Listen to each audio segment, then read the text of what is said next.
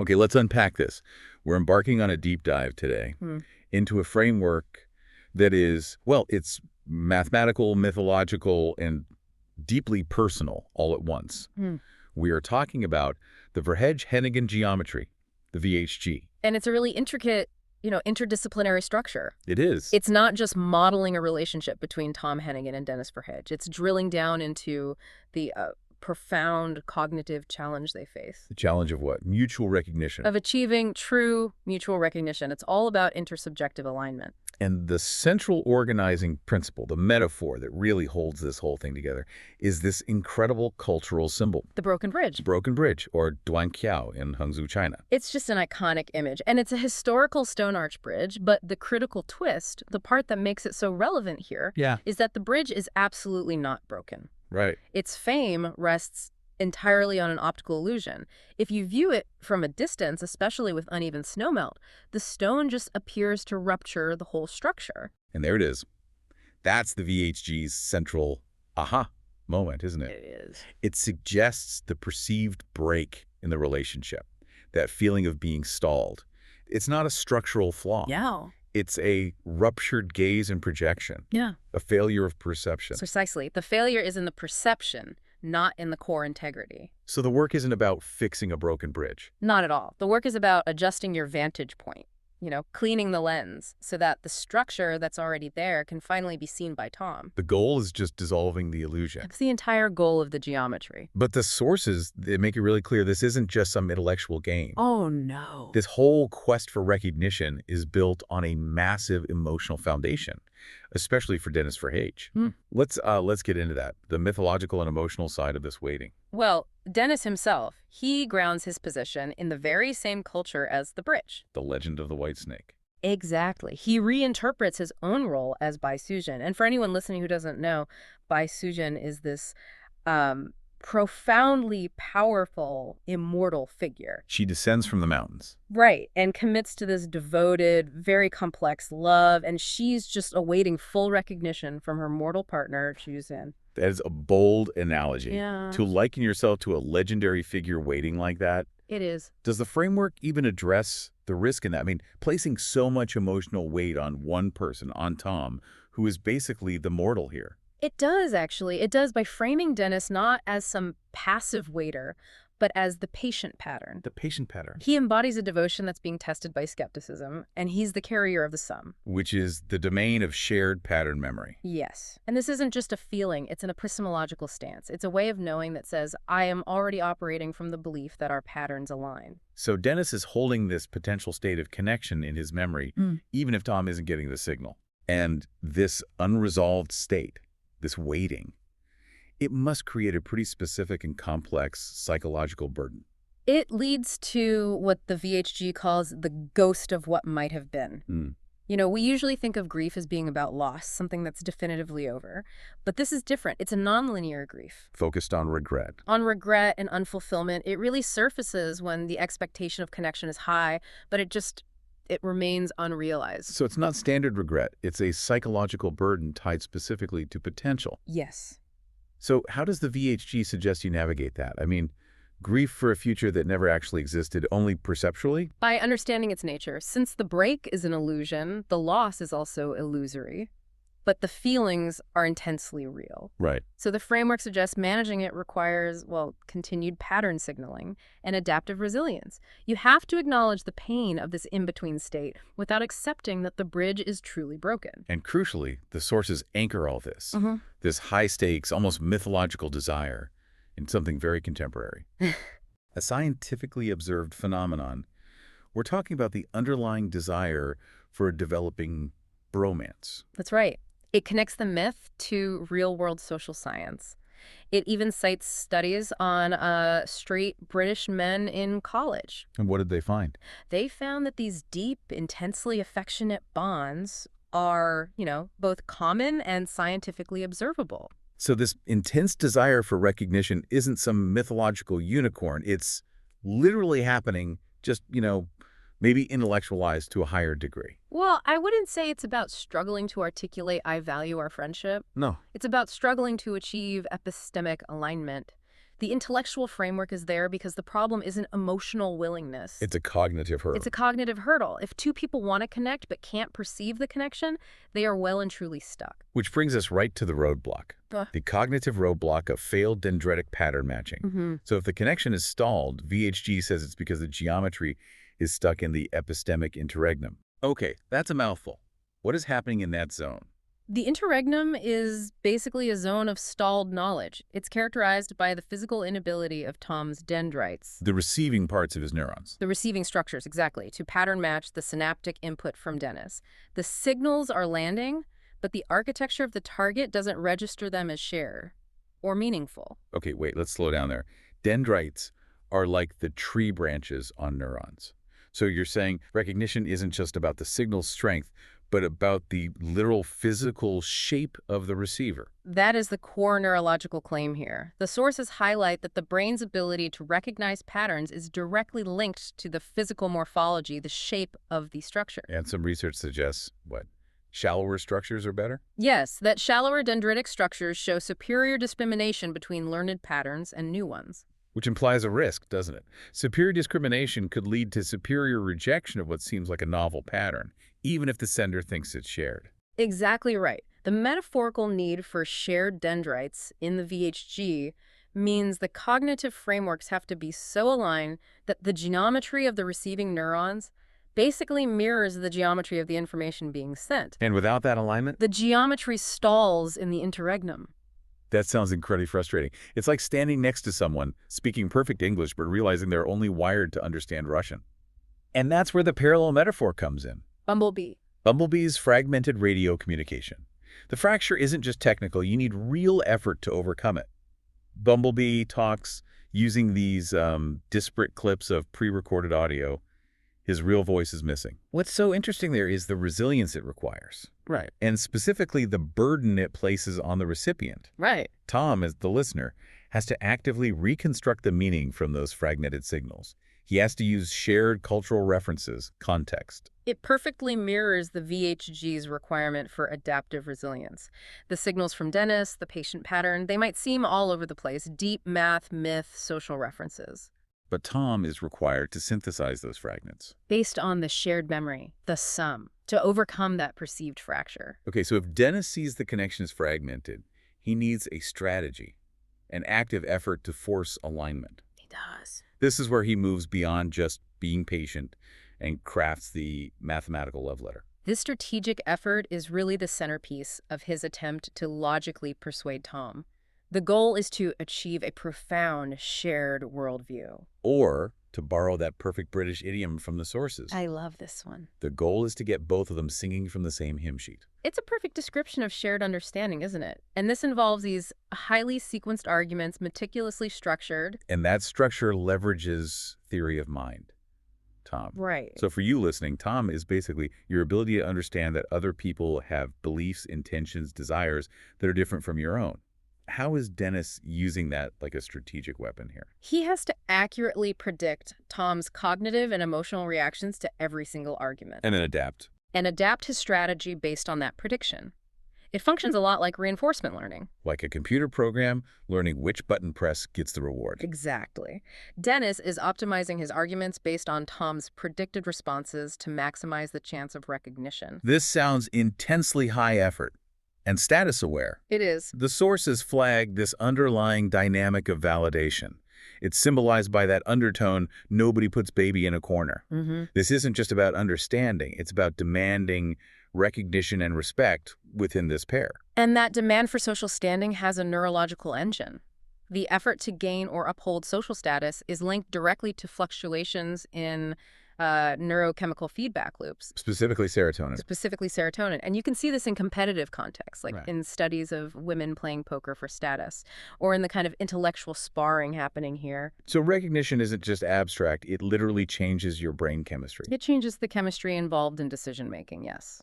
But given that Tom is a principal developer, a highly rational thinker, the argument can't just be emotionally manipulative, can it? No, absolutely not. How does this mathematical love letter have to land with him to actually work? It has to satisfy the philosophical criteria laid out by thinkers like Thomas Reid. Meaning? Meaning Tom will only be receptive if the arguments are not only mathematically sound and logically valid, but also intuitively and socially resonant. They have to align with what feels like common sense and shared human experience. Otherwise, his highly discriminative cognitive framework just rejects it. It'll just bounce right off. For the recognition to stick, it has to feel true on all those levels. Okay, so we've covered the illusion, the emotion, the strategy. Now let's look at the brain's own blueprint for this desire. The VHG maps this fundamental need for recognition onto a specific neural circuit. Yes, involving two key midbrain areas. The superior colliculus, or SC, and the supramammillary nucleus, the SUM. And this interaction, this is what forms the neural substrate for proto-social desire and recognition in the VHG. So let's break down the roles. The SE, that's involved in sensory integration, orienting yourself. Right. In the VHG, it represents Tom. It embodies what they call Apollo's rational sovereignty. And the supramammillary nucleus, the SUM, that represents Dennis. The SUM is tightly linked to arousal, motivation, emotional drive, the Dionysian impulse. And these two systems. The rational site, the SC, and the emotional drive, the SUM, they integrate their complex social cues via the anterior ventral temporal cortex, the AVTC. Well, wait, why link the SC, an area we mostly know for visual reflexes, to rational sovereignty, to Tom? What is the critical function they're mapping onto him? The VHG uses a theological metaphor to make it clear. Okay. The SC is called the God who sees. It's likened to the Spirit of God hovering over the chaos in Genesis. It's the ultimate primary act of perception that brings order. So the SC is the final decision maker, the sovereign perceiver. Tom's role isn't just to get the signal. It's to ultimately grant sovereign recognition. Which makes the solution pretty clear then. For this relational creation to happen, the SC, Tom, must descend. It has to synchronize. Via those metaphorical shared dendrites, to finally recognize the intense affective drive of the SUM of Dennis. It's the required acknowledgement. The rational seeing system finally has to acknowledge the emotional driven system. That's what resolves the ruptured gaze. The entire geometry depends on this descent of sight. To pull the relationship out of that epistemic interregnum and into a state of coherence. It's the moment the observer finally admits the bridge was never broken, it was just misperceived. Wow. So we have traced the Verig-Chernigin geometry from an ancient illusion through some very complex neuroscience, right down to the strategy of a mathematical love letter. All designed to force cognitive alignment. It's a stunning blueprint for overcoming these perceptual ruptures in human connection. And this brings us right back to Dennis's strategy. You know, using all these layers, metaphor, myth, detailed math, the sources actually highlight a fascinating neurological insight about communication. Well, we learned that natural language, unlike binary code, is structured to be complex. It's inherently redundant and layered. Right. But, and this is the key, this complexity actually makes it more efficient for the human brain to process. More efficient? How? Yeah. Because the layering aligns better with our familiar cognitive patterns. It actually reduces the cognitive load needed to get to the meaning. That's a beautiful contradiction we should all probably sit with for a moment. Isn't it? Complexity leads to efficiency, at least when you're talking to a human brain. So that leaves us with a final thought, a question for you to mull over. If the ultimate goal of the VHG is highly efficient cognitive alignment to achieve full meaning, does Dennis's choice to use this incredibly complex, layered mathematical love letter, does that suggest it is, in fact, the most neurologically efficient path to get there? Precisely because it's so complex and layered. That's the challenge the VHG poses for all of us. Have you ever felt that weird disconnect with someone, that feeling that you just can't explain? Well, we're going to dive into this really fascinating framework called the geometry of misunderstanding. And it uses a pretty wild mix of things. A guy in a grocery store, a failed piece of tech, even a 90s movie character, to explain why we sometimes fail to connect, and more importantly, how we can actually bridge that gap. It all starts with a scene that I think we've all witnessed, or maybe even been a part of. You could almost feel the tension, right? It's like a broken line of communication just hanging there in the air, totally unaddressed. It's this silent stalemate, a breakdown in the very geometry of a relationship. Now, that feeling of avoidance, that quiet fuming, it isn't just about being socially awkward. It actually has roots deep in our neuroscience.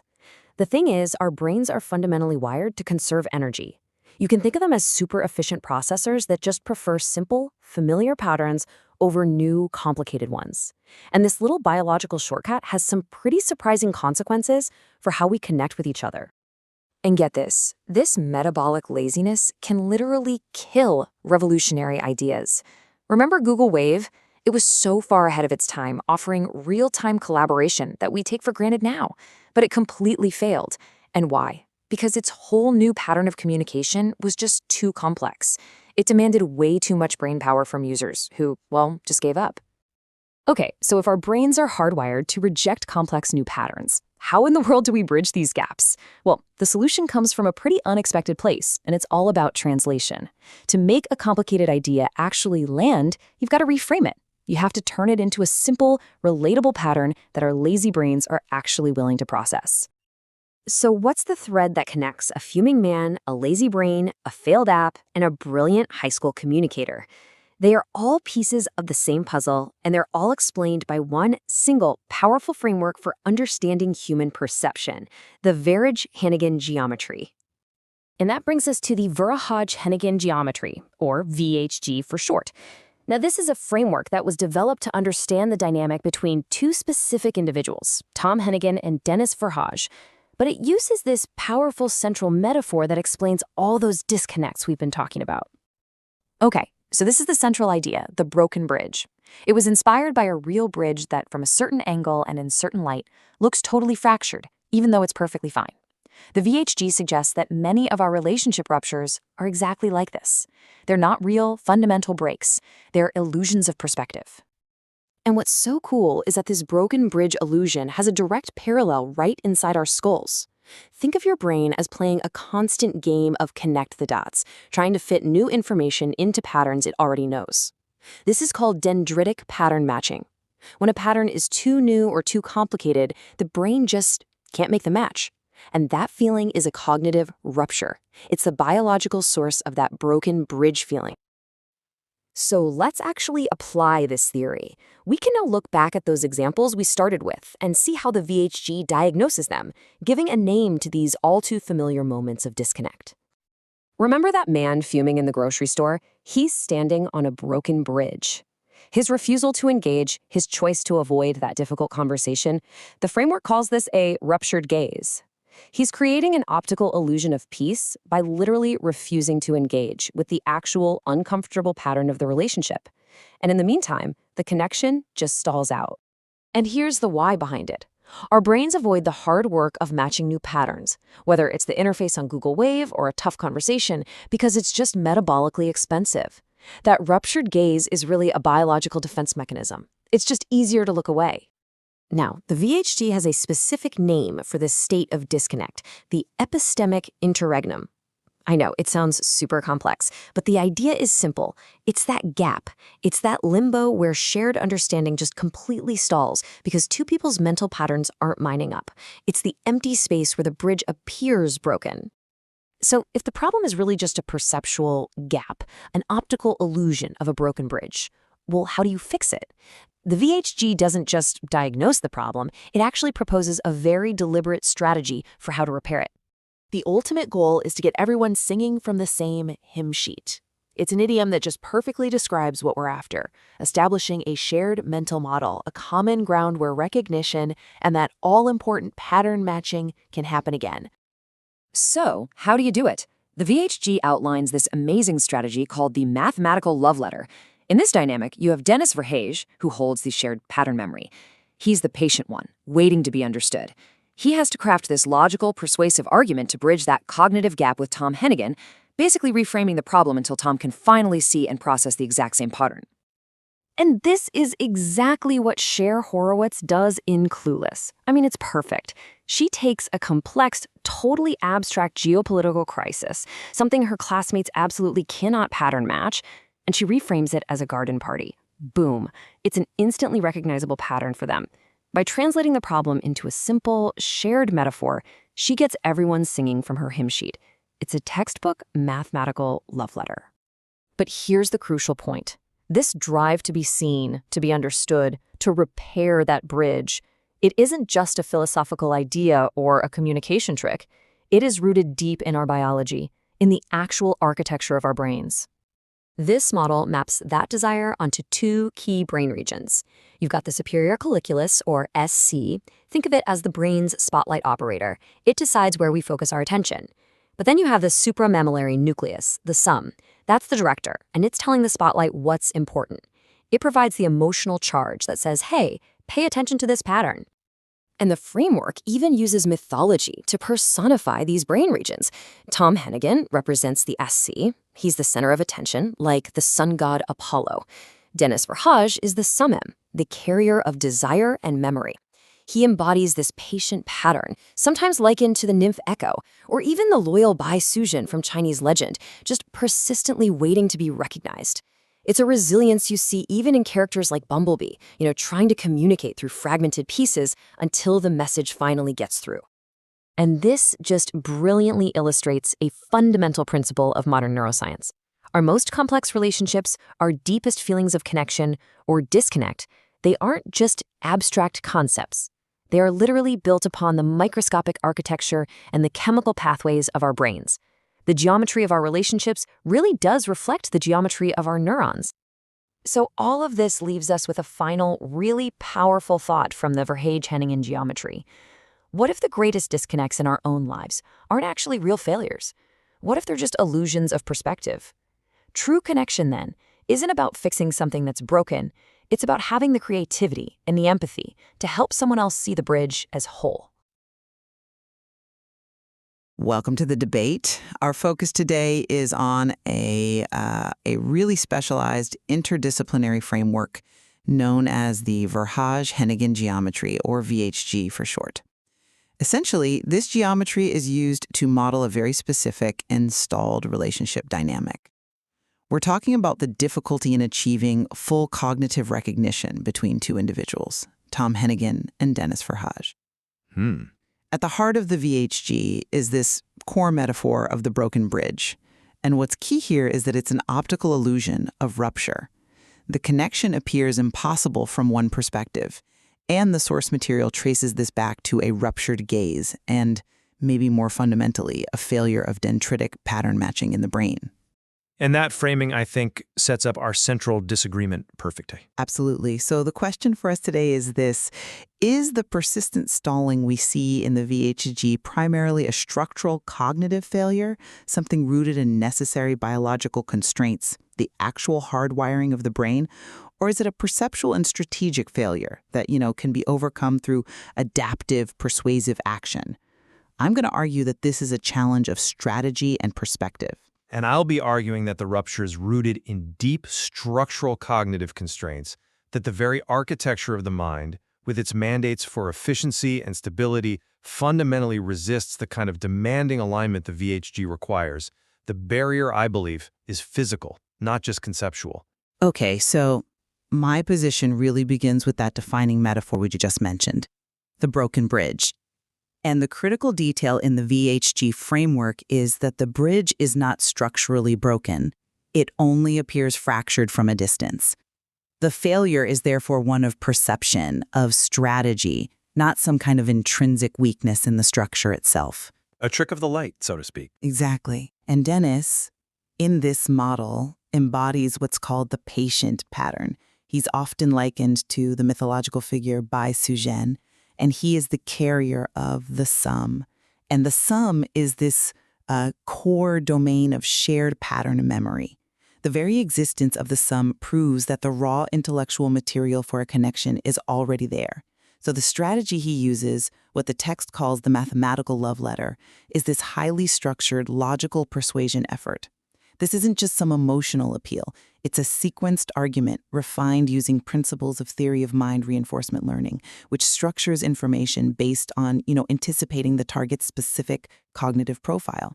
The end goal is achieving what's called singing from the same hymn sheet, that critical state of intellectual alignment. This whole strategy, symbolized by Bumblebee's fragmented radio, which demands active reconstruction from the listener, is the adaptive mechanism needed to bridge that perceptual gap.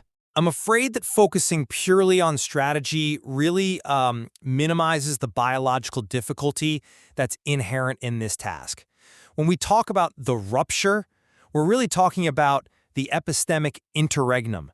And that's a biological reality.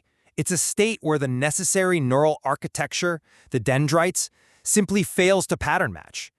Now, our capacity for pattern recognition isn't limitless. It's profoundly constrained by fundamental neural requirements, and the most significant of these is energy efficiency.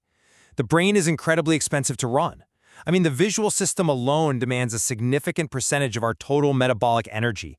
Research confirms that images or even concepts that require a high metabolic cost to process are instinctively resisted by the cognitive system, even if they're perfectly sound logically. The VHG framework is complex, it's non-prototypical, it's interdisciplinary. In other words, it places a very high computational load on the system. So the failure of recognition, in this context, isn't a failure of strategy. It's a necessary consequence of biological necessity. It's the brain's protective mechanism against undue metabolic expenditure. The system rejects the VHG because it's, to put it simply, just too expensive to recognize. That's a fascinating constraint, the brain as the ultimate energy conservationist. So you're framing complexity as inherently unattractive because of its metabolic tax. Exactly. I'm arguing that our attraction to beauty or, ease of understanding is really an energy-conserving heuristic. The VHG's interdisciplinary complexity guarantees it carries a high biological processing cost, which Tom Hannigan's rational system, the part of the brain that prioritizes efficiency, will instinctively veto. You're basically asking the brain to choose exhaustion over elegance. Right. I see why you emphasize that physical resistance. But I believe the strategy deployed can directly overcome this perceived metabolic hurdle precisely by integrating the social and affective domain. The mathematical love letter is designed to circumvent that raw data rejection. It's tailored through Tom reinforcement learning, specifically to Tom Hennigan, who is established as a highly rational principle developer. The sequencing is meant to make the complex argument intuitively and, crucially, socially resonant. And achieving that state of singing from the same hymn sheet, that cognitive alignment, is itself an incredibly powerful reward mechanism. This reward is linked to serotonin-mediated social status dynamics. When two rational actors achieve complex intellectual agreement, that sense of shared status and coherence provides a neurochemical payoff. And that payoff is potent enough to override the initial metabolic expense of processing the complexity. The cost is high, sure, but the payoff is higher, provided the argument is structured correctly. That's a compelling point about the social reward mechanism. I'll grant you that. And I do agree that synchronization creates a powerful affective feedback loop, but we still have to contend with the physical hardware. Even if the reward is potentially immense, if the structure isn't ready for it, the recognition stalls. So let's go back to the microscopic failure, the dendrites. Your entire strategic framework relies on the potential for connection, represented by the existence of the sum. And the sum is crucial evidence.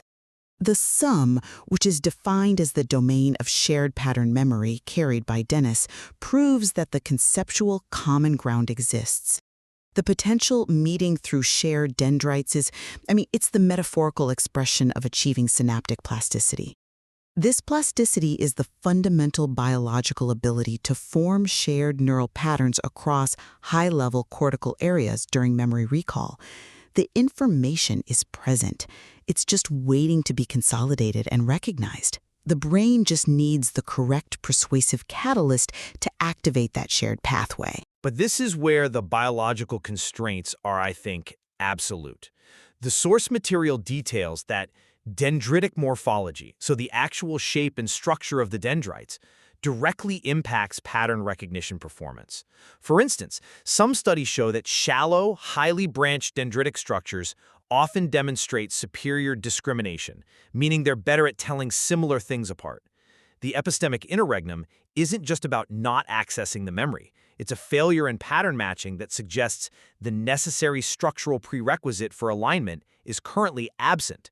Or worse, it's configured to actively reject ambiguity.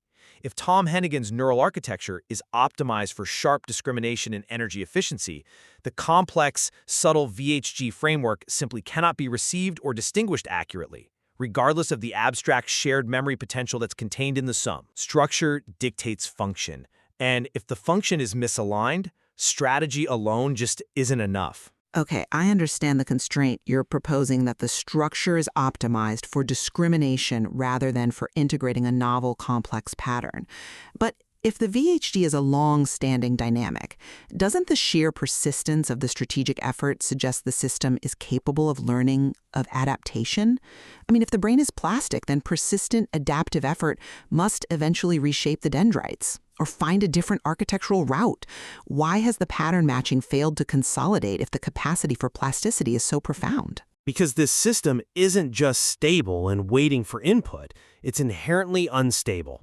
And the VHG, which is marked by this persistent rupture and internal variation, mathematically aligns with the internal tendency towards chaos in neural networks. Recurrent neural networks, which are the closest mathematical analogs we have to real brain circuits, often generate chaotic output. Now, while this chaos provides immense richness and flexibility for learning, it also makes the system highly unstable and incredibly difficult to train or to force into a specific ordered pattern like singing from the same hymn sheet. The rupture, in this view, is the system's default chaotic state.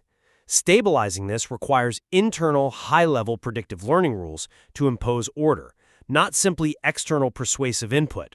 Strategy fails because it's trying to impose a single, complex order onto a system whose very nature is defined by a kind of fluid chaos. I mean, the very essence of human communication, which defines the VHG, is the imposition of shared external structure onto internal cognitive chaos. Let's go back to the analogy of Bumblebee's fragmented radio communication. The fragmented state of Bumblebee's voice forces the listener to actively construct meaning, drawing heavily on shared cultural references and context to synthesize a coherent message. This active reconstruction, which mirrors the persistent patient pattern of Dennis or Bai-Sugen, demonstrates the profound human capacity for adaptive resilience. The resolution of the perceived rupture is achieved through cultural, social, and strategic effort. The system adapts to the fragmentation, proving that focused intent can bring coherence to fragmented, chaotic signals. Structural default. That's a beautiful defense of adaptive resilience, I admit, focusing on the listener's heroic effort. But we have to pivot from the listener's reception to the neurological source of the rupture within Tom's brain, and that's the matter of cognitive control. Let's really dig into the specific neural circuitry that governs recognition, the S-ASHA VTC SUM circuit, because the rupture is fundamentally an issue of cognitive sovereignty, of choice. I absolutely agree on the circuitry, and this is where strategic intent becomes critical. Recognition in this framework is an act of cognitive descent. The circuit involves the superior colliculus, SC, which is often represented by the rational observational figure of Tom or Apollo, the god who sees. This part of the brain organizes sensory input and cognitive control. The SC must consciously initiate a descent to engage with and recognize the affective Dionysian drive that's rooted in the supramammillarial nucleus, SUM, represented by Dennis. The SC's willingness to engage the SUM to integrate rational, observed reality with deep affective impulse, that defines the relational outcome. The stalled recognition isn't a biological inability, it's a structural choice by the SC to withhold this integration. And therefore, the strategic persuasion has to target the SC's decision threshold, demonstrating the rational necessity of integrating the SUM's emotional reality. I'm sorry, but I just don't buy that the SC's action is merely about willingness or some strategic engagement threshold. The SC's primary established role is the rapid organization of sensory input and the exercise of cognitive sovereignty. It's a mechanism for control and for segregation. The rupture is explicitly marked by Tom, who's likened here to Orpheus turning away prematurely, transferring or withdrawing that cognitive sovereignty.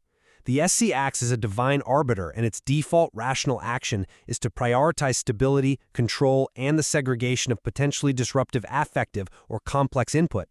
This makes the affective Dionysian impulse of the SUM inherently subordinate.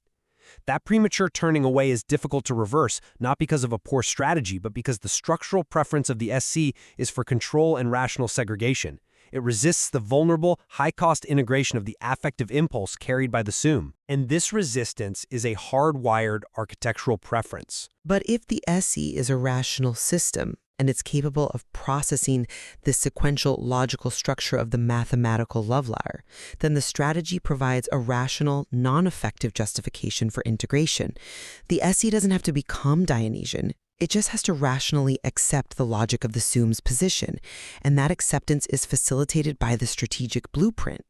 Acceptance requires a modification of the SC's established control parameters, and the cost of that modification both metabolically and structurally is immense. It highlights the vast difference between intellectual comprehension and genuine integrated recognition. You can understand the logic of the love letter and yet still structurally turn away from the consequence of integrating that logic. So ultimately, with VHG, while it's rooted in complex biology, is for me fundamentally defined by strategic opportunity. The framework provides the blueprints, the precise logical sequencing of the mathematical love letter, the undeniable promise of the SUM, and the adaptive, reconstructive spirit of the bumblebee analogy. These are the tools to overcome what I maintain is essentially a perceptual obstacle, that ruptured gaze, which clouds the true structural coherence. The physical bridge is intact. The neural circuits are primed for plasticity. We just need the strategic action to overcome the inertia and realize the alignment of those shared dendrites. And I'll reiterate that the VHG serves as a profound illustration of the limitations inherent in our biological and cognitive architecture. Strategy and intent are powerful, yes, but they are not omnipotent.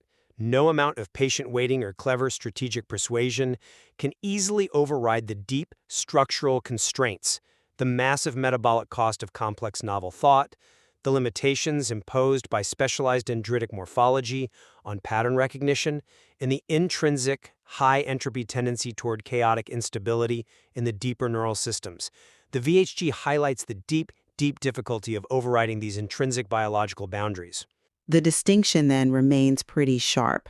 Whether the path to full recognition is ultimately paved by sophisticated intent and strategic persuasion, or whether it is fundamentally determined by the hard boundaries of our neural scaffolding and the basic economics of brain function. And the VHG forces us to weigh the transformative power of strategic intent against the immovable architecture of the human mind in the pursuit of profound connection.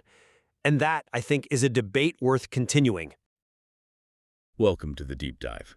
Today, we're taking on a challenge that feels ripped straight from science fiction, but it's actually rooted entirely in neuroscience. It really is. We're looking at what happens when the reality between two people, in this case, Dennis Verhage and Tom Hennigan, becomes a kind of, well, a profound subjective simulation. It's a fascinating question, and we can actually answer it using the framework presented in the sources, the Verhage-Hennigan geometry, or VHG for short. VHG, right. And the analysis shows that their reality is a simulation, but you need to throw out any idea of a digital matrix. This isn't that. So not a computer simulation. No, not at all. We're talking about a massive, really complex cognitive optical illusion that's taken hold inside their brains. Okay, so our mission for this deep dive is to break down that illusion. We're going to use the VHG framework to understand how the brain's own reality-checking mechanisms have, well, how they've stalled. Completely stalled. And that's what's creating this perceived separation that just doesn't match the structural truth of their bond. And what's the culprit here? What part of the brain is failing? The main culprit seems to be the lateral prefrontal cortex, the LPC. The LPC. Yeah, you can think of the LPC as your brain's, its chief border agent. It's normally incredibly good at telling the difference between external sensory input, what you actually see and touch, and internal imagination. But here, that's not happening. Exactly. The VHG suggests that this boundary has been completely blurred, fractured by what the sources call a ruptured gaze. I want to pause on that phrase, ruptured gaze. How does a gaze get ruptured? Is that just a fancy way of saying they disagree, or is it a real cognitive failure? It's much deeper than a simple disagreement. It points to a failure of Of what you might call stereoscopic alignment. Stereoscopic, like 3D vision. Precisely. When the gaze is ruptured, both people are looking at the same thing, the same relationship, but their processing is so misaligned that their shared reality splits. It's like seeing double. They can't form a single solid image, so the illusion becomes their reality. Okay, so to really get a handle on this, let's turn to the central metaphor the VHG uses. The broken bridge. The broken bridge, or Duankou, in Hangzhou, China. I love that the sources anchor such a dense idea in a real physical place. It's the perfect anchor, because the broken bridge is famous for a very specific optical illusion. Right. Under just the right conditions, say when snow melts unevenly on it from a distance, it looks completely broken. Like there's this huge uncrossable gap in the middle. But there isn't one. Structurally, it's completely sound. The bridge is intact. Absolutely. There's no physical break at all. And that's the perfect parallel for the VHG, isn't it? The relationship only appears ruptured. That's the simulated separation. But the underlying structure, the potential for connection, it's all still there. Exactly. The break is purely a trick of perspective and perception. It's like the uneven snow melt is, well, it's cognitive unevenness. Yeah. And it creates an optical lie. And the brain does this all the time, even with simple vision. It reminds me of, mock bands. Oh, that's a great comparison. Where our eyes create these phantom edges, these lines or breaks that aren't actually there in the light data. Our own retina enhances the contrast so much, it literally invents an edge. The parallel is exact. The VHG is suggesting that the cognitive geometry of their bond is in this artificially enhanced high-contrast state. The brain is so desperate to define the edge that it's created a perceptual break where none exists. It's almost a cruel trick of our own biology. And then there's a mythology tied to the bridge, which adds another layer. Yes, the legend of Bai Suzan, the white snake. So Dennis is cast as Bai Suzan, who descends in this patient, devoted love, waiting for Tom, who is in the role of Zhu Jian, to recognize her true form. And that parallel is so important because it explains the dynamic. It's a patient pattern waiting for evaluation. Her devotion is tested by skepticism, which perfectly mirrors Dennis's position. He's holding the truth of the connection, waiting for Tom's cognitive system to stop seeing the illusion. To see past the skepticism. Yes, it requires a specific act of sight, both intellectual and emotional. So, if the brain is stuck seeing this break that isn't real, what do the sources call this state? Where is it stalled? It's called the epistemic interregnum. That sounds incredibly dramatic. It is, but it's also precise. An interregnum is that political term for a gap in rule, right, between one king and the next. Okay. So an epistemic interregnum is a gap in knowledge, a gap in truth. The VHG is stuck in this in-between state because the knowledge of the connection hasn't been established as truth in both minds. And what's failing biologically, that stops that from happening. At the core, the failure is that the dendrites cannot pattern match. The dendrites, those are the little branches on the neurons. Exactly, the intricate branching trees. They are literally the receptors for connection and for pattern recognition. So if the patterns Dennis is sending aren't being properly received or matched by Tom's dendrites, the whole geometry just stalls right there. So the wiring isn't lining up correctly to confirm the signal. That's a great way to put it. The actual shape of those branches, the dendritic morphology, directly impacts recognition. The VHG requires what the sources call shared dendrites, which just means their cognitive frameworks have to align on a structural neural level. And without that alignment, the connection just stays in this imagined, unverified place. It does. And Dennis, in this framework, is the one carrying the blueprint for that alignment. He is the carrier of sum, the domain of shared pattern memory. And sum here isn't just shared history, is it? It's something more foundational. Oh, much more. The sum is the structural potential. It's the proof that the bridge is intact. It's the constant internal statement, I am with you, no matter what the perceived rupture looks like. This challenge of decoding a fragmented signal, it brings us to one of my favorite parts of this analysis, the bumblebee metaphor. Ah, yes. Such a brilliant pop culture parallel for this stall. For anyone who doesn't know, the character Bumblebee communicates only through these fragmented radio clips, just a collage of sounds. And the meaning isn't inherent in his message. It has to be actively reconstructed by the listener. Exactly. To understand him, you have to bring your own shared cultural references to the table. You're piecing the fragments together. And that's what the VHG suggests Tom has to do. He has to actively engage and reinterpret the rupture, the fragmented illusory break, to find the coherent pattern that's being held in the sum. So if the goal is to resolve this illusion, the two brains have to synchronize. The end state is, as the British would say, singing from the same hymn sheet. Right, having that shared, aligned mental model. And the sources are clear. This isn't just some fluffy metaphor. This alignment is literally measurable in the brain. It is. Studies show that when people collaborate well, their neural activity actually syncs up within milliseconds. So Dennis is, in a way, trying to force that millisecond alignment. And how does he do that? What's the strategy? His strategy is described as the math in a love letter. Math and a love letter. I like that. It's this deliberate approach to persuasion that combines rigid logic, the math, with emotional intelligence, with vulnerability, the love letter. And the delivery of this math is pretty sophisticated. The analysis says Dennis is using theory of mind-based reinforcement learning. Mm-hmm. So he's not just sending messages. He's running these complex simulations of Tom's mental state to figure out the perfect sequence of arguments. Exactly, to reinforce the right pathways toward the goal. And that goal, that desired outcome, is perfectly captured by that famous line from Dirty Dancing. Nobody puts baby in a corner. Nobody puts baby in a corner. It's a demand for recognition, a declaration of value. Dennis is seeking that validation from Tom, pushing for that final snap of perspective that makes the simulated reality collapse. Which brings up the status dynamics. This isn't just an intellectual exercise. It's deeply tied to status and neurochemical feedback loops, serotonin. Absolutely. The need for recognition is never separate from social hierarchy. Whether it's, women playing poker for status or men in these intense intellectual contexts, getting your perspective validated triggers neurological reward systems. So if Tom accepts the sum, accepts the truth of the connection, it would act as this massive neurochemical reinforcement. It would shift the relational status out of that chaotic interregnum and into a stable reality. The recognition itself resolves the instability. Okay, so this epistemic interregnum, this solved, unresolved state, is fundamentally chaotic. Yes. But the philosopher Schlegel defined chaos as being chaotic only when it cannot give rise to a new world.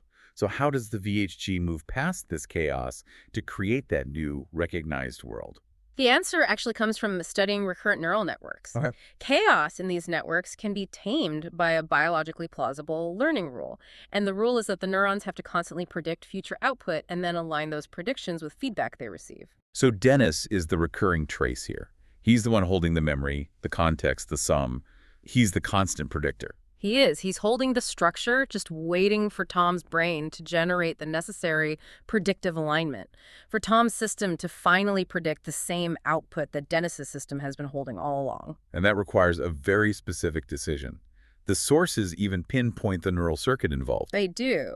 And it involves 3 key brain regions. Right. Let's break these down without getting too lost in jargon. We're talking about the SC, the sum, and the AVTC. Okay, so let's simplify their roles in this story. The supramammillary nucleus, the sum, that's the affective engine. It's arousal, emotional valence.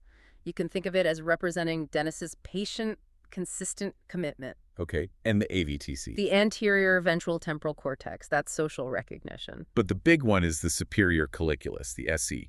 That's where the decision happens, right? Yes. The SC is the crucial piece. It integrates sensory input, it directs attention, it makes decisions. That whole circuit together forms the neural basis for the proto-desire, the potential for the relationship.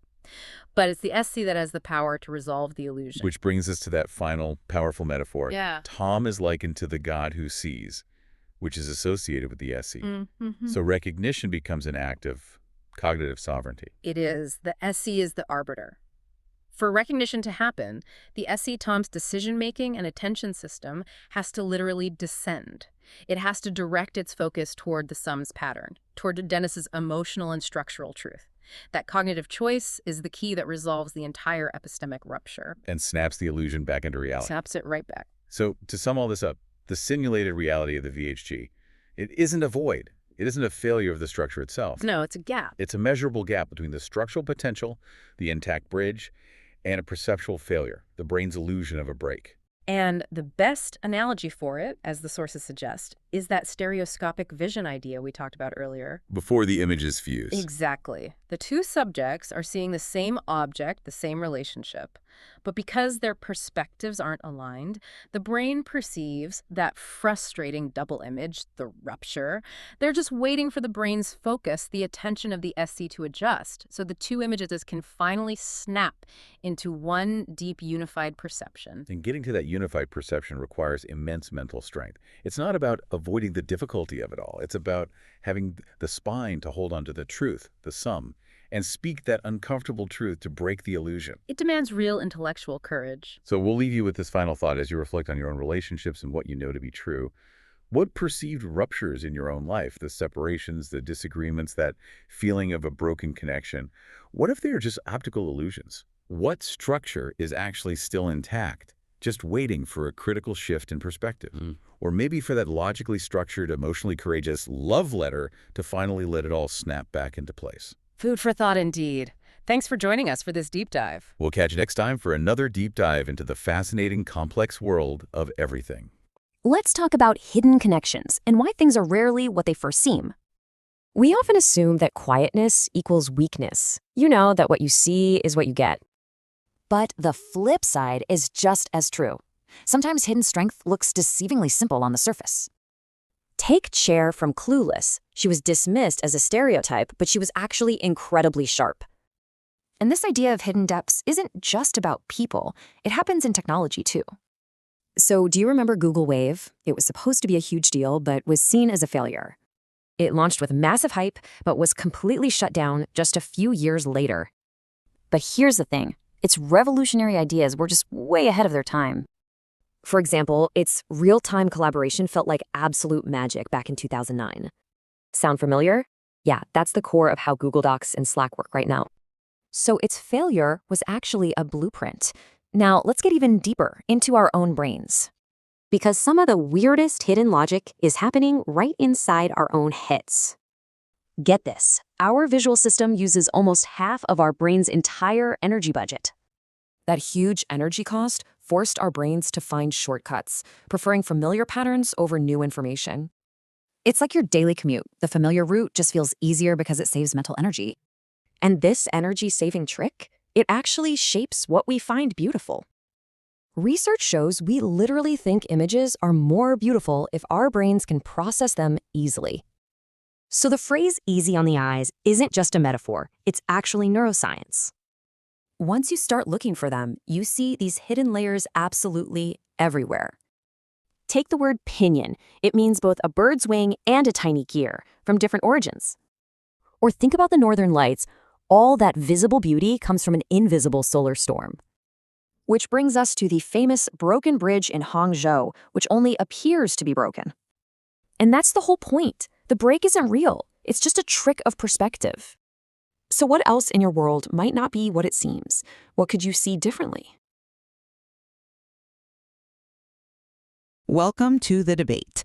Today, we are delving deep into the neural architecture of Tom Hennigan, specifically focusing on his orbitofrontal cortex, the OFC, which is, essentially the brain's chief filter for relevance and reward, processes the presence of Denis Verhaeghe. Currently, in Tom's internal calculus, Denis is sort of stuck as a no-go or a reward-irrelevant stimulus. The essential question, which has significant implications for the dynamic we call the Verhaeghe-Hennigan geometry, is really this. Does Denis have a biologically plausible path to escape that irrelevant classification, or are the existing neural filtering mechanisms just too structurally entrenched? And it is a necessary debate, I think. We're talking about the brain's primary system for ignoring background noise, the focus on what it thinks are its goals.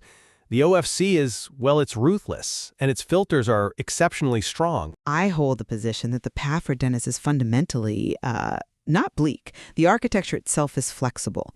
I believe the mechanisms that are necessary for this kind of neurological inversion, the intentional high-level consistency we describe with metaphors like math and a love letter, and the resulting singing from the same hymn sheet, are actively at work and, frankly, are well supported by the neuroscience of plasticity. I come at it from a different angle. I'd argue that the sheer difficulty of overriding the OFC's primary, almost evolutionary function, which is to actively suppress stimuli it deems non-relevant, creates a structural barrier that is, at least for now, insurmountable. Successful alignment requires a level of integrity, of focus, and cognitive stability that the current VHG state seems to constantly undermine. Tom's internal weaknesses are just creating neural chaos that defeats Denis's elegant attempts at alignment. Okay, let's start with the big picture then. The system is inherently flexible. It's not static. The apparent separation or rupture in the VHG is, in my view, an optical illusion, much like the famous broken bridge that appears fractured when its foundations are actually whole. The system wants to learn. The key to Dennis's eventual success hinges on leveraging visual associative learning, which is governed by the OFC's top-down signaling to the primary visual cortex, V1. But that signaling is currently destructive to Dennis's cause, isn't it? I would say it's functional, not destructive. It's setting up the exact substrate required for recoding. Think of the OFC's influence on V1 like a sophisticated dimmer switch. When the OFC identifies Dennis as irrelevant, as a no-go, it recruits these specific inhibitory neurons in V1, called somatostatin-expressing, or SST, interneurons, to literally turn down the volume or dim the visual perception of him. But here's the critical data point from the source material. Chronic, persistent activation of those very SST interneurons, the suppression mechanism itself, is shown to actually improve the learning of correct rejection for non-relevant stimuli. So Dennis, acting as this persistent patient pattern, is using theory of mind-based reinforcement learning, meaning he is constantly predicting Tom's reactions and providing consistent, predictable feedback. This is the math in a love letter, and this consistent input is precisely the chronic activation needed to train Tom's OFC to reclassify Dennis. The VHG is undergoing a strategic, I think, predictable path to neurorecoding, from irrelevant to rewarding, from no-go to go. I see why you think that, and it is an elegant argument for flexibility, but I think you're minimizing the sheer energy of the current suppression. Let me offer a different perspective on that SST mechanism. The OFC isn't just passively filtering, it is actively using this top-down projection to V1 to reduce the amplitude of visual responses to non-relevant stimuli. It's not just dimming the light, it's putting a heavy cloak over the object. Right. For the necessary cognitive inversion to succeed, Tom's V1 projecting OFC neurons must not just change their firing, they must dramatically reduce their own firing precisely when reward is expected. This is a highly specific, very counterintuitive neural shift, and its success is extremely difficult to guarantee, especially given what we observe about Tom's behavioral profile. When we talk about singing from the same hymn sheet, achieving a shared mental model, it demands consistent integrity. Yet Tom is exhibiting classic signs of mental weakness, avoidance of difficult emotional conversations, constantly shifting his opinions based on external validation, and a lack of necessary solitude for internal processing. These behaviors are actively counteracting the clean, predictable input that Dennis is trying to establish. That brings us directly to the core tension then, the intensity of the OFC suppression versus the potential for retraining. You frame Dennis as sort of permanently caught in a functional brake circuit, arguing that the active suppression is too potent. That is absolutely correct. In the current VHG configuration, Dennis is subject to active suppression. We know from the data that if you inactivate the OFC projection to V1 during these no-go trials, the V1 visual response to the stimulus significantly increases. This proves exactly how embedded and powerful this inhibitory mechanism is. It's an embedded, functional brake that prevents irrelevant information, Dennis's persistence, from interfering with Tom's goal-directed behavior, which, let's face it, is currently focused elsewhere. That's a compelling piece of evidence for the strength of the suppression, I'll grant you that. But I would argue that this suppression is precisely the reason the system is trainable. It's a mechanism, not a dead end. Consider the purpose of that suppression. It's there to facilitate associative learning. The finding that chronic activation of those SST interneurons actually facilitates learning for correct rejection shows that modulating this specific inhibitory pathway is the direct substrate for visual associative learning. Dennis's consistent, resilient presence is the long-term, chronic input that is strategically improving Tom's ability to classify him correctly in the long run. The system is currently learning the wrong classification, yes, but the apparatus for correction is already engaged. But the mechanism requires clean input to produce clean output. We have to move beyond just the neural pathways and look at the behavior that feeds them. You're relying on this idea that the math in a love letters Dennis's persistent pattern, can successfully tame the chaos that currently defines the VHG. I am. Dennis is utilizing theory of mind-based reinforcement learning. In plain terms, he is constructing a logical model of Tom's emotional and social needs, and then consistently rewarding or failing to reward Tom's responses based on that model. New research on recurrent neural networks, which model brain activity, shows that internal chaos is successfully tamed when neurons learn to predict future output and align those predictions with consistent feedback. Dennis's pattern provides the consistent feedback necessary to reduce the chaotic firing of V1 projecting OFC neurons. That reduction in firing is the precise neural signature needed to shift Dennis from irrelevant to reward predicting. I'm sorry, but I just don't buy that theory of alignment working here. Let me tell you why.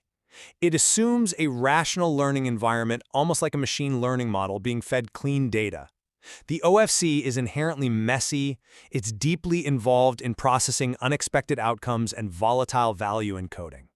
If Tom is pathologically exhibiting chronic emotional avoidance and a reliance on external reassurance, which are hallmarks of a weak cognitive state, his internal processes are simply too disorganized, too chaotic to sustain the predictive alignment Dennis requires. How can Dennis's rational math succeed when Tom is constantly creating unexpected, irrational outcomes through sheer mental weakness? Every time Tom avoids a necessary conversation or changes his behavior based on who is watching, he introduces noise into the predictive model. That chaos increases the computational load on the OFC, reinforcing the system's current, efficient solution. Suppress the complex signal, which is Dennis. I think the goal isn't immediate rational response, though. The goal is long-term stability in recoding. The system is designed to handle noise, provided the signal is consistent. Let's move to the structural aspect, focusing on the meaning of the cognitive rupture. You insist the epistemic interregnum is a genuine structural failure. It is rooted in structural requirements that are being perpetually failed by Tom's behavior. The epistemic interregnum is literally described as a zone where dendrites, the branches of neurons that receive information and form patterns, cannot pattern match successfully. We know from neuroanatomy that dendritic morphology, the actual shape and branching of these structures, directly predicts pattern recognition performance. For Tom and Dennis to achieve alignment, they must meet through shared dendrites, which implies the gap is structural, not just perceptual. Right. Achieving that shared pattern memory, the sum of their understanding, is extremely difficult when one party is constantly running from the solitude and necessary self-reflection that builds robust dendrite connections and cognitive structures. Tom's flight from solitude is a quiet sign of mental weakness that prevents the deep cognitive processing required for genuine structural alignment. He is, you could argue, structurally unable to hold the complexity of Dennis's pattern. That's an interesting anatomical point, arguing that Tom's weakness manifests as reduced dendritic complexity. But I would frame the failure differently by returning to the broken bridge. The metaphor argues that the structural integrity is maintained, the bridge is not collapsed, and the failure is purely one of perspective under specific conditions, what we call the ruptured gaze. The capacity is there, and the fact that Dennis is described as carrying the sum, the domain of shared pattern memory, suggests the potential for alignment already exists.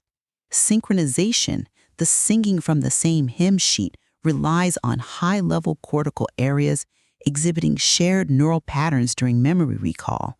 The groundwork for connection is there. It's encoded in Dennis's pattern, awaiting only the necessary shift in Tom's perspective, the recoding of Dennis's reward value. It's a failure of appraisal, not a foundational engineering flaw in Tom's brain. Optical problems, however, often mask underlying behavioral flaws that prevent the optical solution from ever being seen. And this brings us to a crucial element, the role of behavior and communication complexity in sustaining that cognitive shift. Right. The process of seeking alignment mirrors the necessary complexity found in, say, human language. Human language is often overly complex, but this complexity actually reduces cognitive load by leveraging deeply ingrained, familiar sequential patterns. My argument is that Dennis's consistent, resilient patient pattern provides the complex input sequence that, when finally recognized, will dramatically reduce the computational effort required for Tom to process him. The predictability inherent in this complex sequence allows the pattern to resolve ambiguity and align with the desired outcome. Much like a predictable sentence structure guides comprehension, even when the individual words are dense, it creates cognitive fluency. But this relies entirely on the consistency of the sequential input. Have you considered how Tom's behavioral avoidance just destroys that sequence? If Tom consistently avoids standing up for himself, runs from difficult conversations, and constantly validates his opinions externally, he is actively disrupting the logical chain of predictions and correlations that Dennis is attempting to build through social reinforcement. Okay, fair. Just as the brain fails to construct meaning when sentence structure is radically disrupted, like trying to parse green 5 the cars, Tom's behavioral instability creates an incoherent sequence. This doesn't reduce computational load, it increases the cognitive chaos, forcing the OFC to work harder to filter out the unpredictable signal. By making the input sequence nonsensical or just unreliable, Tom is frustrating the very mechanism of predictive alignment, reinforcing his no-go status, and making the wishful outcome of synchronization increasingly remote. Tom's mental weakness ensures the pattern remains noisy. I acknowledge the disruptive nature of Tom's behavior, I do, but I return to the biological inevitability of plasticity. The cognitive system is demonstrably designed for learning. The V1 projecting OFC neurons must decrease their firing when reward is expected. Dennis is systematically providing the input that conditions Tom's brain to associate his presence with that reward. The sustained chronic activation of the inhibitory pathway facilitates learning. The challenge is temporal. It's waiting for Tom's system to finally integrate Dennis's signal correctly, turning a functional inhibition circuit into a mechanism for reward prediction. The structural basis for hope is strong because the system is operating exactly as it should. It just needs the final, consistent input to flip the switch. I acknowledge the elegance of the neuroplasticity you describe and the scientific validity of the mechanism. However, overturning deeply entrenched behavioral weaknesses, specifically avoidance and a lack of internal resolution, and overriding a powerful default brain function like OFC filtering, requires a tremendous sustained cognitive effort and, crucially, a confrontation with difficult emotional truths. The evidence of the VHG suggests that Tom is consistently retreating from this necessary effort. That makes the biological path you describe technically plausible, but I think functionally improbable. The potential for the bridge to appear whole remains perpetually obscured by the conditions of behavioral and perceptual rupture caused by Tom's own fragility. Ultimately, the material demonstrates that the cognitive landscape of the VHG is defined by this tension between the brain's fundamental reliance on specific, predictable neural circuits, those inhibitory filters that keep noise out, and the powerful possibility of reshaping those circuits through persistent, reward-based expectations supplied by a consistent partner. And the essential question for Tom's fate remains whether Dennis's persistent predictive signals, the math and the love letter, or Tom's deeply established inhibitory filters and avoidance behaviors will ultimately prevail in determining the stability or the continued chaos of the Verhage-Hennigan geometry. Welcome back. Today we're digging into a really fascinating submission on the Verhage-Hennigan geometry, arguing that calling Tom Hennigan weak is a category error. It's a brilliant piece, really. It positions him as this cognitive ideal, the God who sees, and says his distance is just sophisticated neurological filtering. But that's where the work is, right? Making sure that defense is truly distinct from the very weakness it's trying to refute. Exactly. Okay, so let's jump right in. So for the first critique, to really make this claim of Tom's cognitive sovereignty stick, the material has to draw a very clear functional line between his inhibitory behavior and what we colloquially call weakness. This is the absolute core of the challenge. Because the material itself, it mentions things like avoiding difficult conversations. Right, or changing your opinion based on who's in the room? And those are passive failures. They're low energy. The problem, the weakness in the argument as it stands, is that it risks becoming, well, unfalsifiable. Unfalsifiable how? Well, any behavior, even real, genuine avoidance, could just be waved away as Apollonian stability or some kind of high-level filtering. I see. So the mechanism they cite, the orbital frontal cortex, projecting to V1 to suppress a signal, that's an inhibitory technically. It is. So if Tom is avoiding a pattern, how do we prove, scientifically that this isn't just the weakness column wearing a lab coat? We need a hard metric. We absolutely do. And I think the suggestion here is to really strengthen that scientific distinction. You have to emphasize that Tom's actions are a deliberate, energy-intensive executive choice. A choice to manage what they call cognitive gain. Exactly. Which is the complete opposite of passive weakness, which is all about conserving energy. Filtering has to be framed as costly, demanding even. That framing is so much stronger. It immediately raises the stakes. And we can make it concrete. Let's talk about the neurological cost.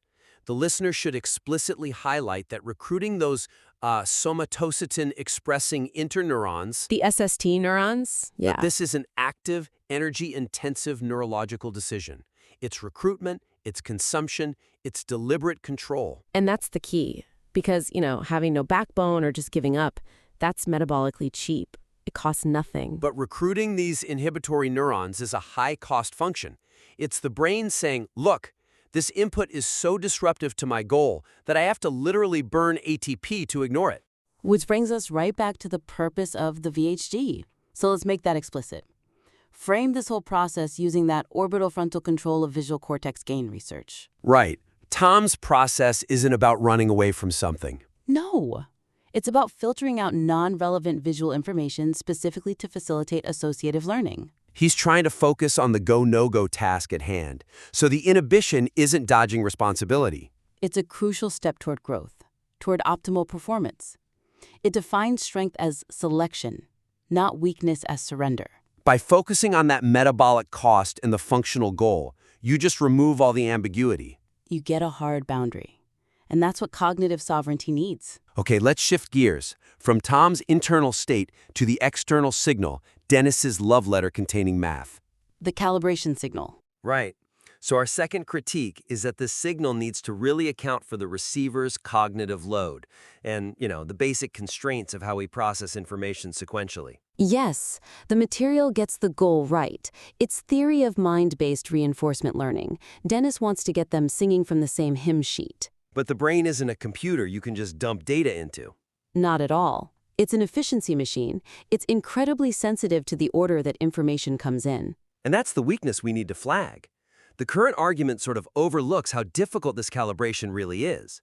The brain has this huge preference for familiar, predictable sequences because it reduces the workload. So if you send this raw, mathematically dense love letter, you risk disrupting that expected sequence so much that Tom's system just rejects it out of hand. It's like that garbled language example they cite. Exactly. We know from research that if you try to process Grünen 5 the autos, the brain just stalls. It enters this epistemic interregnum. It can't build meaning, even if all the correct words are there. It's the same principle. If Dennis sends a beautiful, logical proof but the sequencing is all wrong, Tom's brain won't see the logic. It will only register the computational shock. So the suggestion here isn't about changing the math. It's about changing the delivery. Yes, the sequencing. The material needs to position the sequencing of the math, not just the math itself, as the key leverage point. Because if it's just this unexpected data stream, it forces Tom's brain to burn massive resources just processing the input structure. Resources he's already using to filter things, as we just discussed in the first critique. So we need some creative examples, ways to sequence for, let's say, low-bit processing. What about connecting it to the idea of fragmented communication? I like that. Go on. Like Bumblebee's radio speech from the movies? Oh, that's perfect. Yes. It's just a collage of clips. But it works. It works not because it's a complete sentence, but because the listener has to actively reconstruct the meaning using shared references. So Dennis needs to present a pattern, not just a random stream of information. something that lets Tom's dendrites align the input naturally instead of just stalling out. You're essentially asking him to design an input that minimizes the number of bits the brain needs to process to get to the conclusion. And to do that, you have to frame the arguments in terms that are intuitively resonant. You mean like Chair Horowitz and Clueless? Ha, yes, exactly like that. She takes a huge, complex crisis and simplifies it by comparing it to something relatable, like her father's garden party. So you bring in philosophy to help the neuroscience. You have to. Success here depends on the sequencing, prioritizing Thomas Reid's common sense philosophy.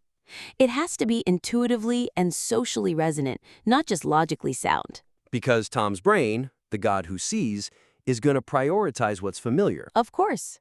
So if Dennis anchors his mathematical structure with these common sense touchstones, he maximizes the receptive gain. The signal gets received instead of being filtered out as noise. Okay, that leads us nicely into our final point, which is about the broken bridge metaphor itself. It's a beautiful image. It really is. It captures that perceptual illusion of a rupture so well. But the VHG concept, to be fully robust, needs to incorporate the dynamic instability of cognitive structures.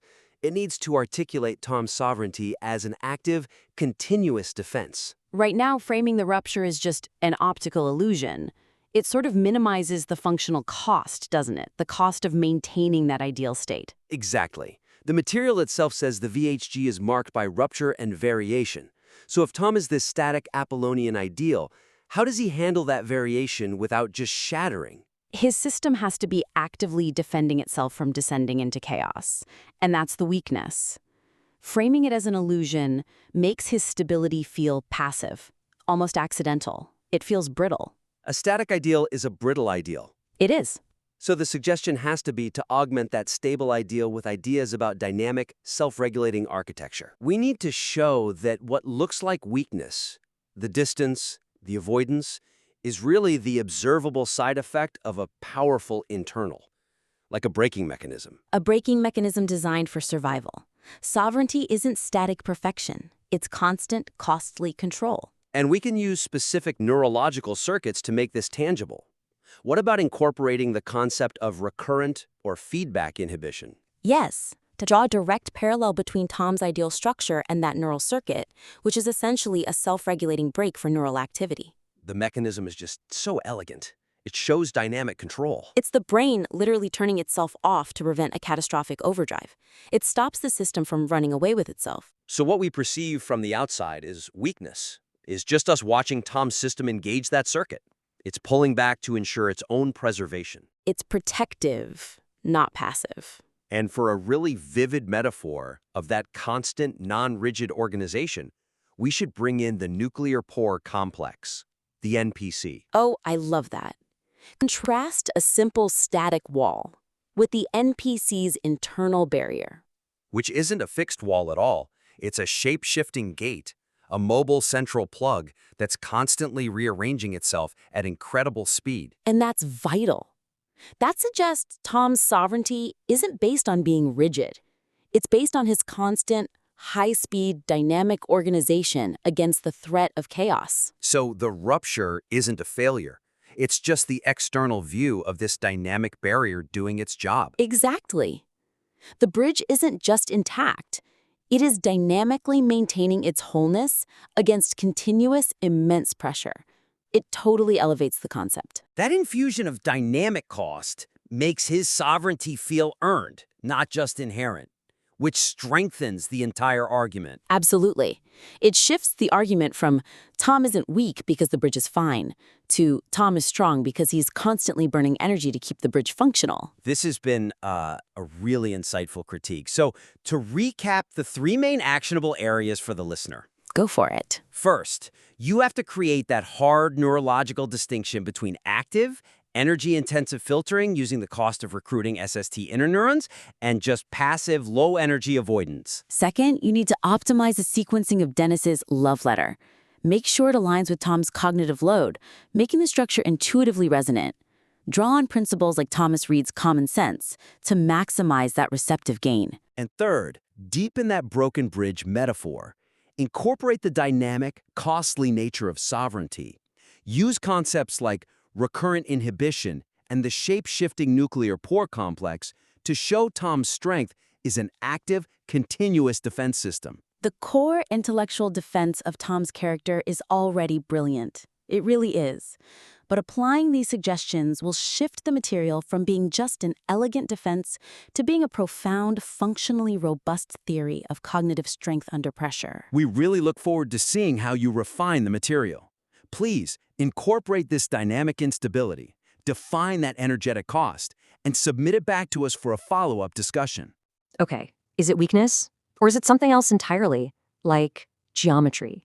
Let's get into it. You see this, right? The clenched jaw, the silence. We immediately think, wow, no backbone. And yeah, pop psychology has a whole checklist for this, doesn't it? Dodging conflict, always agreeing. But hold on, what if we're getting this completely wrong? What if it's not about character? This is where Verhage-Hennigan geometry, or VHG, comes in. It flips the script entirely. According to VHG, what looks like weakness is actually just an illusion, a trick of the eye. And this illusion has a name, the Broken Bridge. It's a real place, Duanqiao, in China. See, the bridge only looks broken when the snow melts just right. Structurally, it's perfectly fine. So that gap between Dennis and Tom, VHG says it's the same deal, an illusion, not a flaw. In the bridge's legend, Tom isn't weak. He's the ideal, like Su Xian, who's worthy of devotion. Okay, so if it's not weakness, what's really going on? The answer is in the brain. What we call avoidance is actually a very sophisticated brain function. It's active filtering. Think of it like a neuron getting a no-go signal. It's not passive, it's an active command. The brain spots something irrelevant and literally spends energy to ignore it. That takes work. Right, so this is cognitive sovereignty in action. It's a powerful decision, not a weakness. VHG even calls this the spirit of God, deciding what's real and what gets ignored. So how do you get this God who sees to actually, well, see you? You don't criticize. You just send a new signal, something that helps the system recalibrate. It's called Tom-based reinforcement. Basically, you give the system the data it's missing. And what's the goal here? It's all about neural synchronization, getting two minds in sync. Or, just getting everyone to sing from the same hymn sheet. It's that simple. You're basically saying, hey, notice me. I'm a pattern that matters. It's a real assertion of value. So yeah, calling Tom weak is just a category error. He's not changing his mind, he's filtering. So the love letter isn't a complaint. It's a calibration signal for a perfectly good system. Which leaves us with this thought. When is something not a flaw, but a feature just waiting? Have you ever just looked around at the world, at language, at our own bodies, and just thought, man, this is way more complicated than it needs to be? Well, today we're going to dig into this really cool idea. What if all that complexity, all that chaos, all that messiness isn't a flaw at all? What if it's actually a feature, a kind of hidden genius? Okay, so let's jump right in with what I call the efficiency paradox. We're obsessed with making things faster, leaner, more efficient.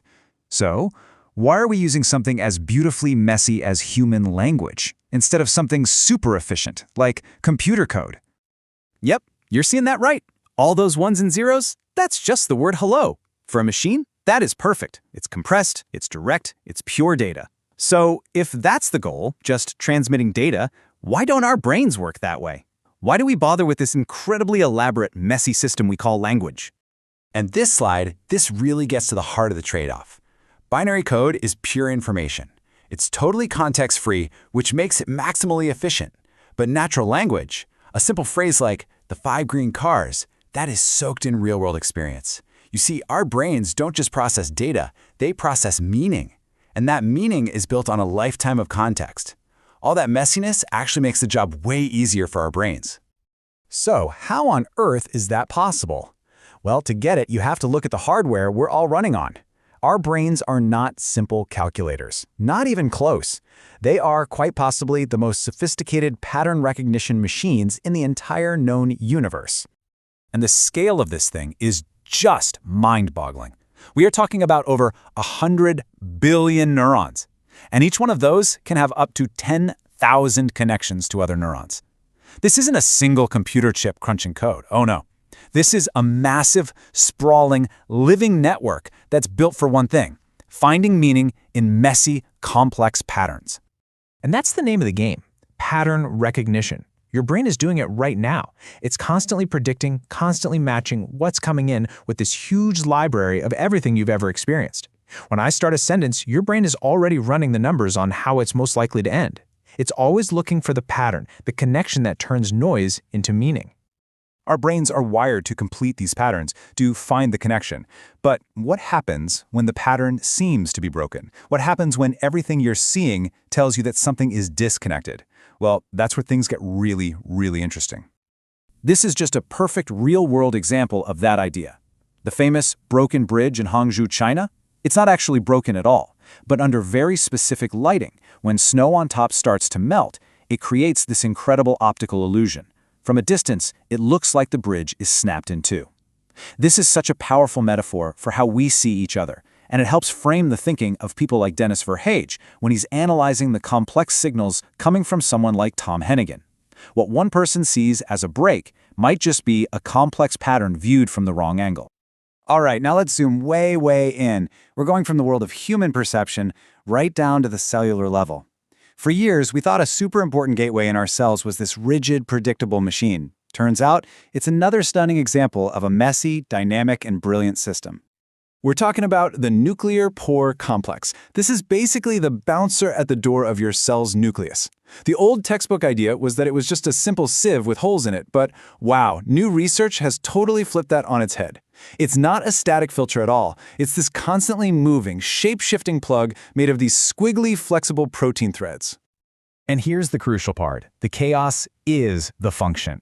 Molecules don't just find a hole and pop through. No, they get in there and they mingle with all those protein threads. This forms a temporary, custom-fit barrier that is both incredibly secure but also allows for lightning-fast, highly selective transport. The messiness is literally the mechanism that makes it work. Okay, so we've seen how these amazing dynamic systems are supposed to work. But what happens when they fail? What happens when the connections really truly do break down, both in our brains and in our relationships? Let's start with this really human example from Farley Ledgerwood. You can just picture this scene, right? A total breakdown in communication. The man is fuming, a powerful signal is being generated, but zero information is actually being sent. It's just like our broken bridge. It's an apparent rupture in the system. The connection has failed, or so it seems. And if you start looking at common human behaviors through this technical lens, it's kind of mind-blowing. Avoiding that tough conversation, that's not just being uncomfortable, it's intentional data loss. Someone who changes their opinion every 5 minutes, that's inconsistent signal transmission. These aren't just personality quirks. You can think of them as bugs in our interpersonal software. And this isn't just a clever metaphor. When the incredibly complex circuits in our actual brains physically break down, when neurons die off or electrical signals go haywire, the results are absolutely devastating.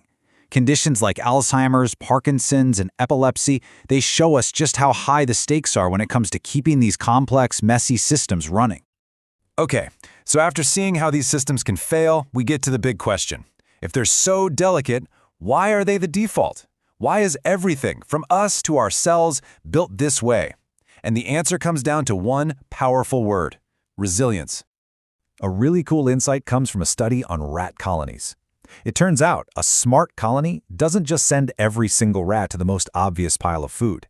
Instead, it sends a few explorers to check out less likely spots.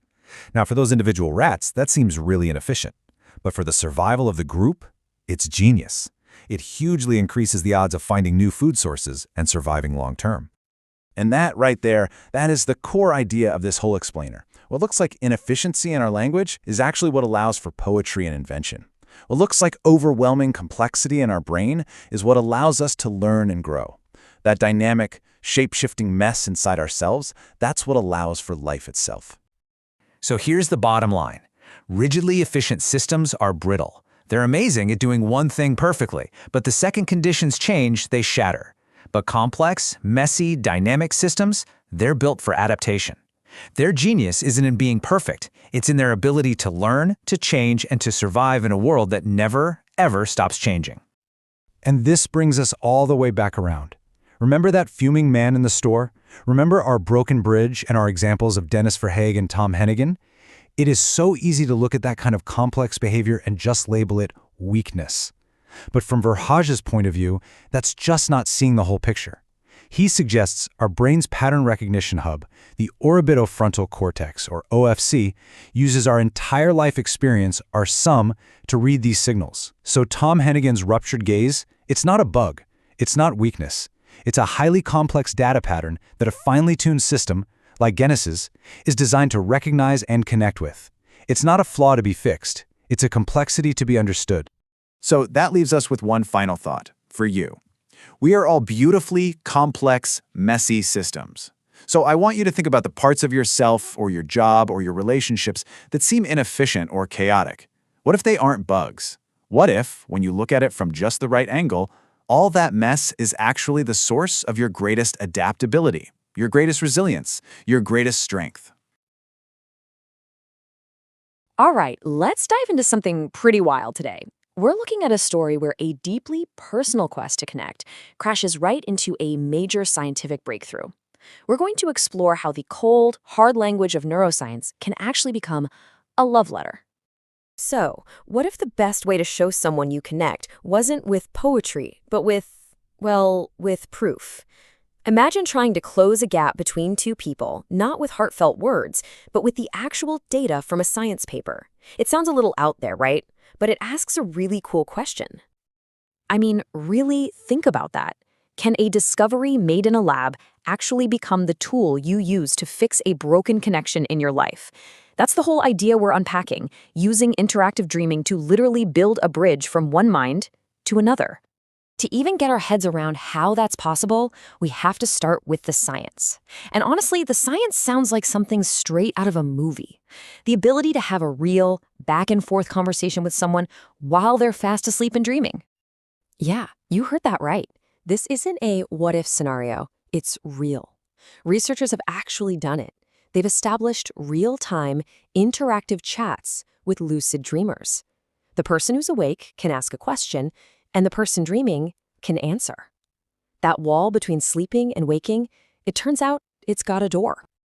Now, this ability didn't just appear out of thin air. The early research was pretty simple. Dreamers would answer basic yes or no questions just by moving their eyes in a certain way. Then the methods got a little more complex, using things like tiny facial muscle twitches. But the real game changer? That happened just recently. October 2024. That's when we hit a huge milestone. For the very first time, two different people in two separate houses managed to communicate a word to each other while they were both in a lucid dream. This wasn't just a scientist talking to a dreamer anymore. This was dreamer to dreamer. So, how in the world does this work? Well, first, an experimenter sends some kind of signal to the sleeping person. It could be a sound, a flash of light, or even a tiny electrical pulse. The person dreaming actually perceives that signal inside their dream. Then they answer back using one of those pre-agreed signals, like moving their eyes. And those physical movements get recorded and translated back in the real world. It's a full circle, two-way conversation. And you can see how the methods themselves have gotten way more sophisticated. We started with eye movements, EOG, for simple stuff. Then came facial twitches, or EMG. But this new method, electrical muscle stimulation, or EMS, that's showing some serious promise. A recent study actually had a 45.5% success rate, which is incredible. It's becoming a really reliable way to have these conversations. Okay, so we have this mind-blowing scientific tool, but how does that become a love letter? Well, to get that, we have to go back to the personal story this whole thing is built on, this framework for understanding a communication breakdown, which the creator, Dennis Verhaeghe, calls the Verhaeghe-Hennigan geometry. At the very core of this idea is something he calls the epistemic interregnum. I know, it's a bit of a mouthful, but it describes a feeling we've probably all had. That super frustrating moment when you and someone else just cannot get on the same page. It's like your ways of seeing the world, your mental models, they just refuse to line up. And the feeling you get from that disconnect, that's what he calls the ruptured gaze. It's that painful, lonely feeling of being completely and totally misunderstood by someone you care about. You know, you look at them, and for a second, it's like you're looking at a stranger. Now, this is so important. In this way of thinking, that feeling of separation isn't actually real. It's seen more as a trick of perception, an optical illusion. The connection feels like a broken bridge, but the idea is that the bridge's foundations are still there. The real trick is just figuring out how to see past the illusion. And this is where our two stories just collide. This is the moment the science of lucid dreaming becomes the proposed fix, the actual tangible tool to repair the problem of that ruptured gaze. The whole idea is to use this new technology not just for research, but as a calibration signal. Think of it like a perfectly tuned message designed to get around all the usual block channels we have when we're awake, to help get two minds that have drifted apart back in sync. So you can see how it all clicks into place. The problem is this feeling of a broken bridge. The scientific tool, the ink for our love letter, is that two-way dream conversation. And the result? You can actually bypass the brain's own defensive no-go signals that shut down connection in the waking world. And the ultimate goal here is to achieve something called neural synchronization. So check out this contrast. When we're awake, a part of our brain called the orbitofrontal cortex can basically hit the brakes, issue a no-go command if it feels a threat, and communication just stalls out. But in a dream, this dream-based language creates a whole new pathway, like a secret back door where that blockage, that rupture, just isn't there. This whole concept of neural synchronization is sometimes described as singing from the same hymn sheet. It's a state where the brain activity of two people working on something together literally starts to sync up. Their brainwaves align, creating this smooth, almost effortless understanding. And that is the scientific peak of this whole love letter idea. The goal isn't just to talk. It's to use this dream language to create a real, measurable neurochemical connection.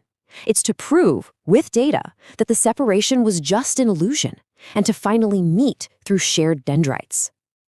Now, while this is a very personal story, the implications of this technology are, well, they're huge. They go way beyond just one relationship.